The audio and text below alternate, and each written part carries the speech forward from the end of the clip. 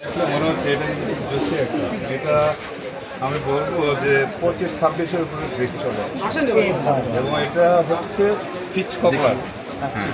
এটা হচ্ছে আমেরিকান না। হ্যাঁ, এটা খুবই কালারফুল হয়। ওকে, এটা আমরা যেহেতু এটা ইয়ে আছে না, ওইটা আম নাই, এটা নিয়ে কথা বলে এটা গ্লেন নিয়ে রেডি না। না এমনি দেখেন এমনি মানে পরিচিত, আমের পরিচিত।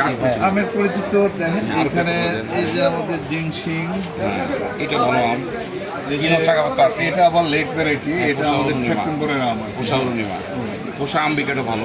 এটা তো কিং অফ চাকাপা। হ্যাঁ এটা হচ্ছে M4। এটা আমি মনে করতেছি আগামী 5-6 বছরের মধ্যে এটা নাম্বার 3-4-এর মধ্যে চলে আসবে। আচ্ছা আচ্ছা, এটা যেমন লেট তেমনি হেভি বেয়ারিং তেমনি সুইট এবং এটা কোকোনাট ফ্লেভার পাওয়া যায়। এখানে সুগার লোক আছে একটা।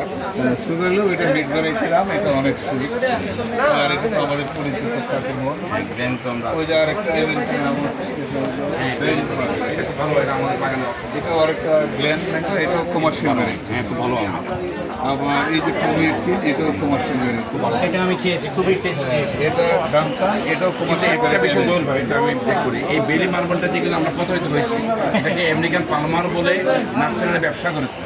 আদৌ এটা পালমার না, না, এখানে পালমারটা আমি একটু দ্বিমত করবো। কমফোর্টেবল।